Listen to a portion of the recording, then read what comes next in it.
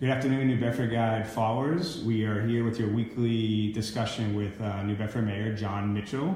There are a few questions to talk about, and then stay tuned after this at 3:30. We're going to actually add some police to the police force. 4 young officers who just graduated and be sworn in today. Yep. So, big controversy this week are the quote-unquote spiked cobblestones. We have 3 city council members, Dunn, Giesta, Abreu. Their exact words, and we have a link on our website, is that you dangerously and maliciously place spiked cobblestones designed to hurt people. Yeah. Is that what you did in this instance? I don't think so. That's some pretty heated rhetoric from those counselors. A core part of my job, Mike, is to make sure people in the city are safe. And anybody who's passed through that intersection over the last couple of years can see that there is a real clear and present hazard when people are walking up and down that median. Most of them, virtually all of them, are panhandlers, but whether they're panhandling or doing something else, it doesn't matter. They're standing next to a state highway where vehicles travel at a high rate of speed and oftentimes lurch or brake prematurely to avoid folks in the median. And we have tried all sorts of stuff to get people out of there. We've done outreach through a number of public and nonprofit agencies to convince them not to do what they're doing. We asked the state whether we could put Jersey barriers there, as we've done in some other intersections. The state didn't allow it there. We planted junipers for that stretch of whatever it is, 50 feet, 100 feet, and those were quickly trampled on, and so the plants are dead, and it's a problem. It's clearly a public safety matter. That is a dangerous intersection. In the last 10 years, we had a fatality there. We've had folks who have been panhandling who have been struck. We've had motorists that have gotten into accidents.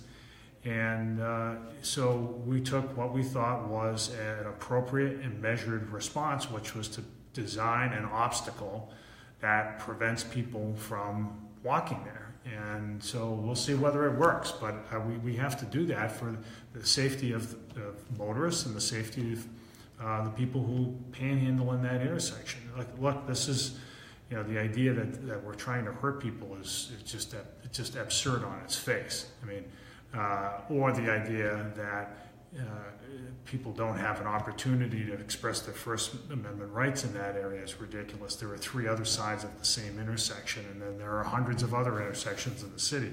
It's just in that particular place, there's a great danger of people colliding with cars, especially people who are panhandling and who oftentimes are either drunk or under the influence of drugs. It's not as though there's nothing safe about that, and shame on us if we're not trying to do something to keep people safe. Is your opinion, and I've shared this opinion before, that if you stop giving it to them, they will go away? It's still my opinion, yeah. Look, it's people, we all get the impulse to help others out, and it is a positive one when you see somebody in need. But people have to step back and think, if I'm handing money out the window to somebody who's there day in and day out, is it actually helping the situation? And the reality almost invariably is no, it's not. I mean, there are services in the city that are available. There are services that folks in those intersections do avail themselves of. And when they don't, it's often their choice not to avail themselves of those services, even though we will continue to try to pull them in to get them on a better track. But handing them $1 or $5 or whatever folks are handing them usually ends up in the pocket of the liquor store right down the street or some drug dealer. I mean, that is the reality. That's coming from the police department, which has had ample experience with that population, as well as the homeless server provider network. We're trying to help those people, and because they deserve our compassion, and we want to make sure that they get on track, but they shouldn't be doing what they're doing in the middle of in the middle of a state highway.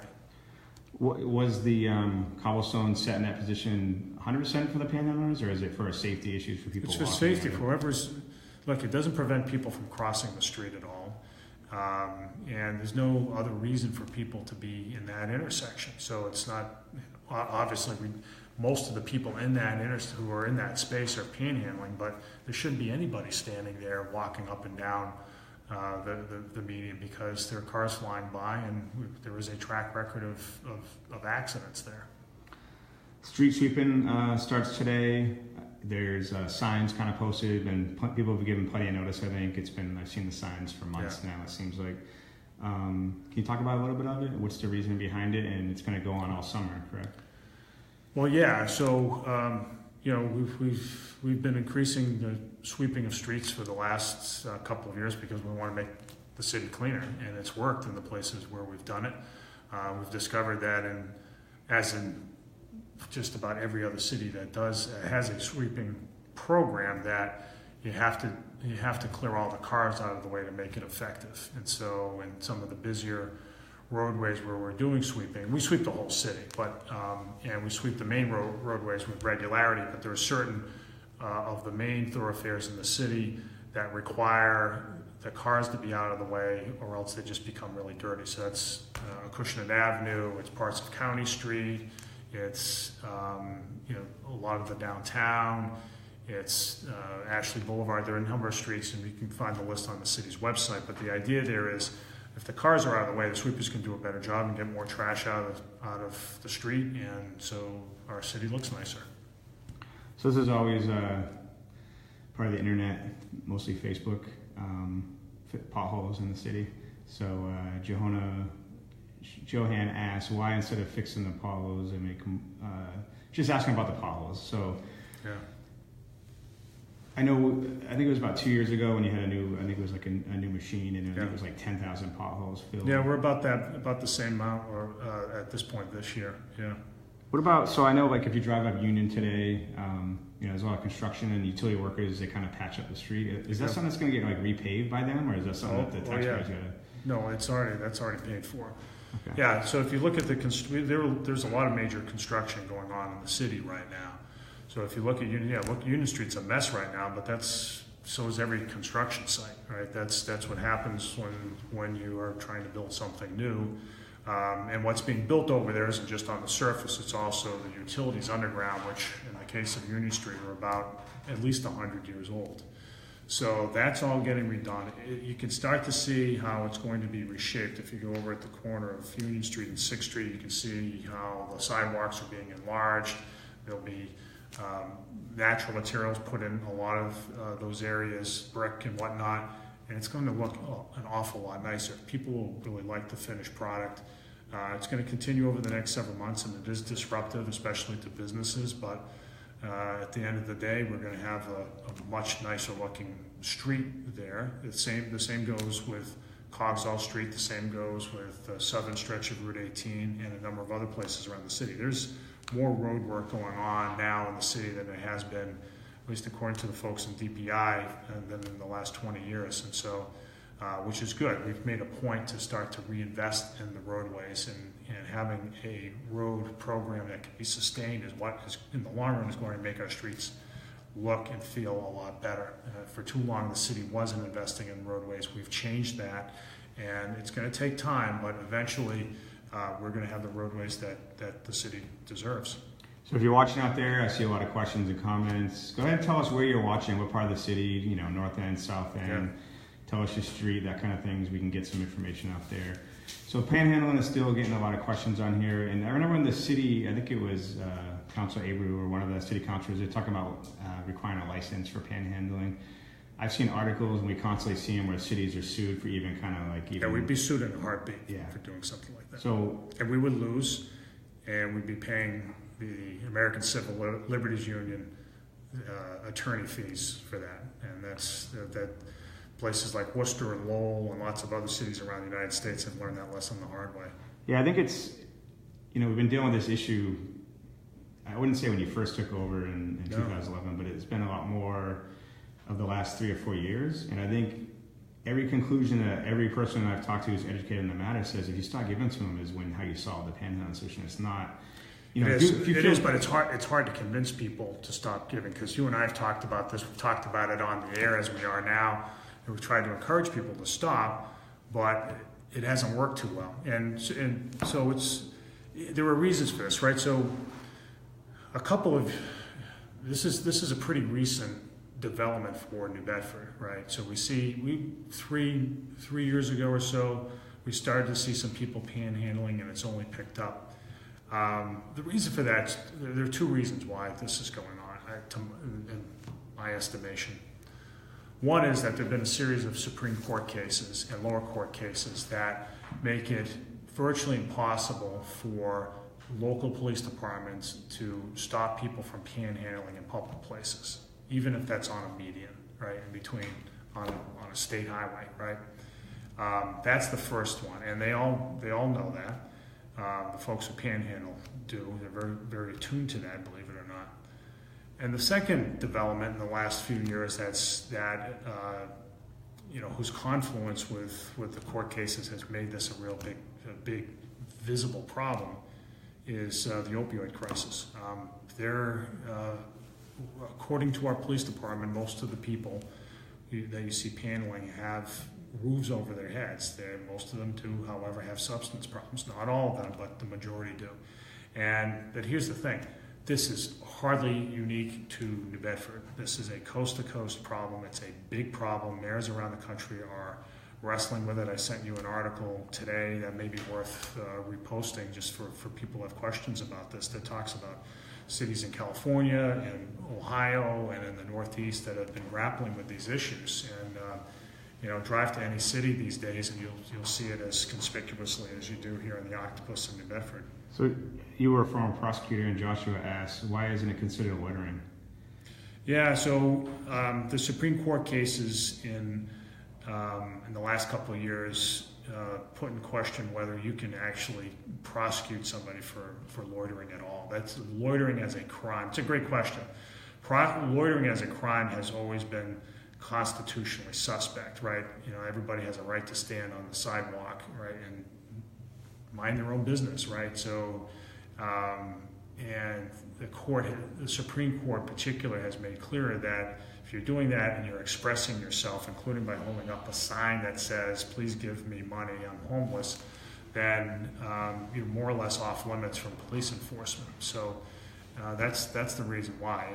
And lots of cities have tried panhandling laws, and they have wound up paying dearly for those laws, and not just in damages, but also in paying the attorney's fees of groups like the American Civil Liberties Union. We can't afford to do that, so we're taking steps to prevent it where there is a clear safety issue, as we've seen this week in the Octopus, but also in some of the other places around the city where people are traveling, panhandling by cars that are traveling at high rates of speed.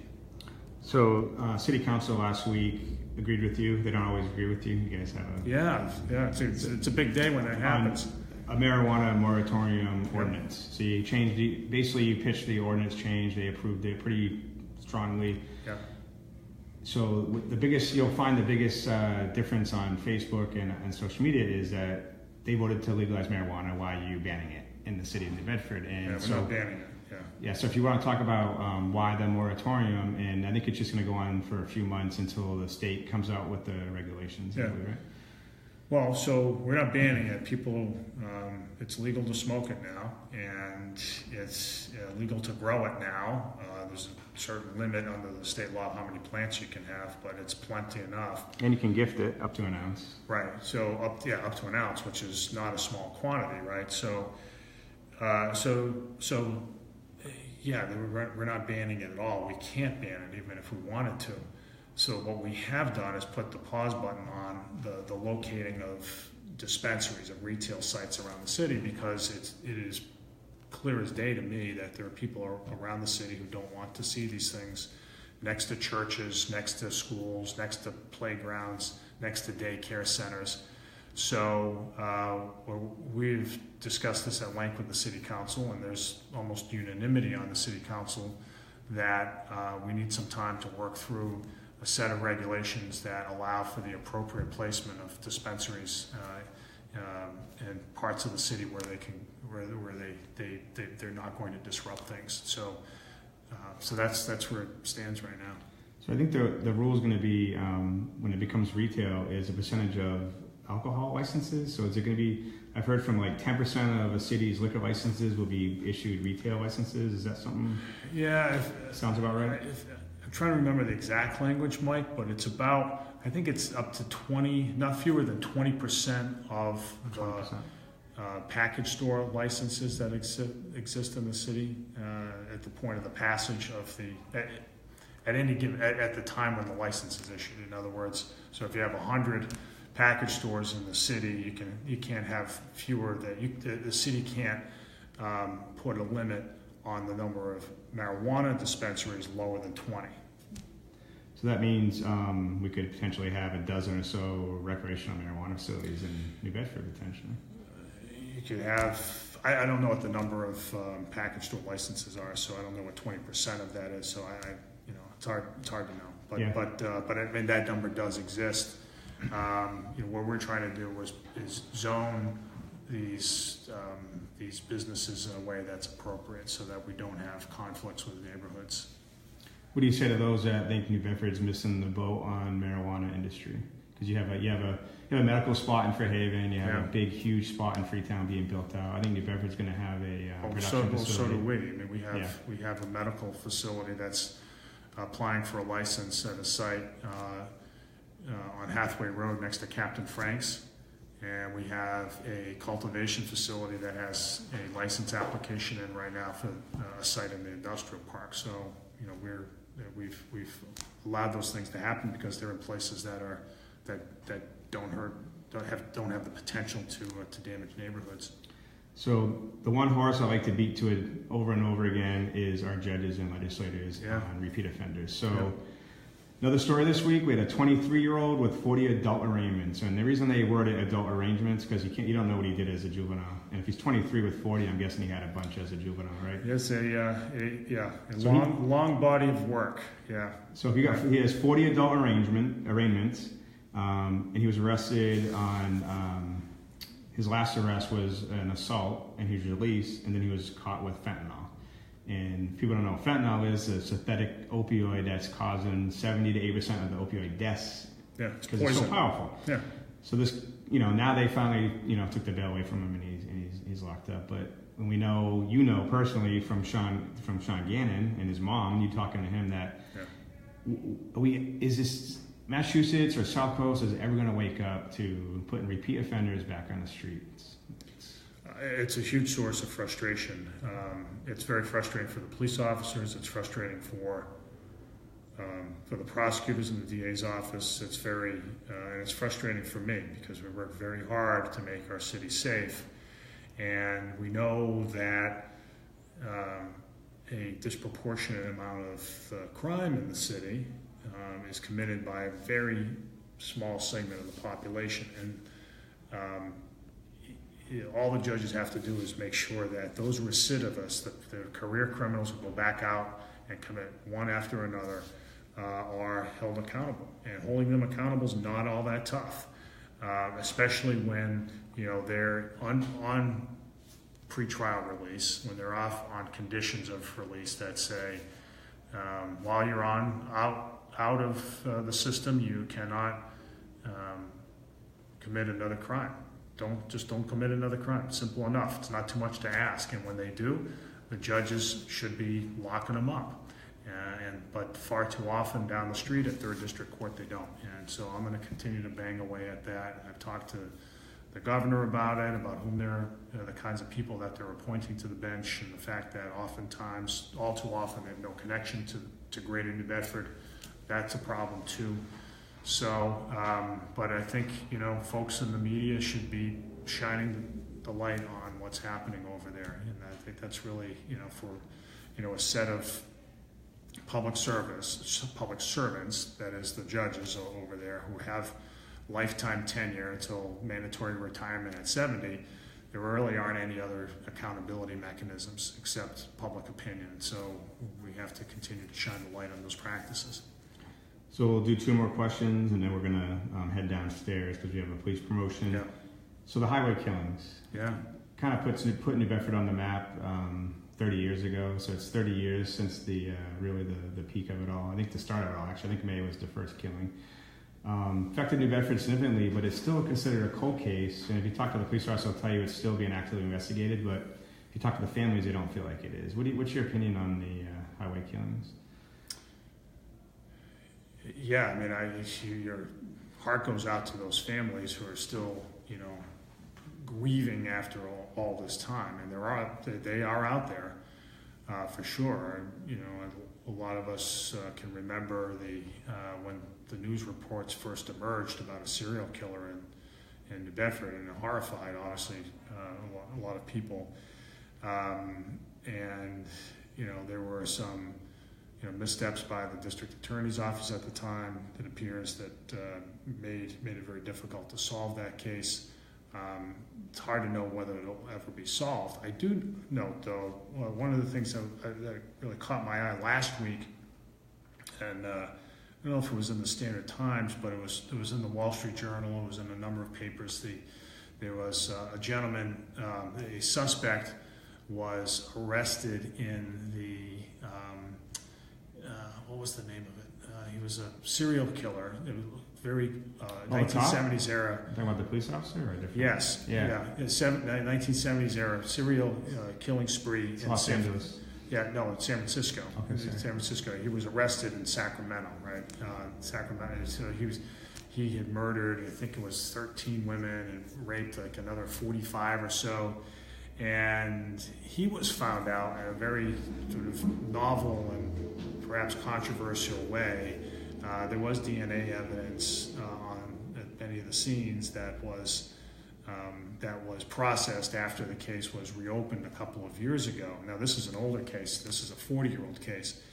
And there are a number of websites like, I don't know if Ancestry.com is one of them, but sites like that have DNA of people looking for their relatives and have some segment of the DNA code posted online. And the police in Sacramento or the county around Sacramento were able to find a match on that website, and then they followed up with that person and figured out who that person's relatives were. That is, people who had similar DNA to that person, and they came upon this guy, and the whole case came together. This is a 40-year-old case, hugely notorious serial killer, but I mean, there are all sorts of privacy issues that come with that. I don't know, I suspect with cases like that, including the serial killer case here, that there will be a lot of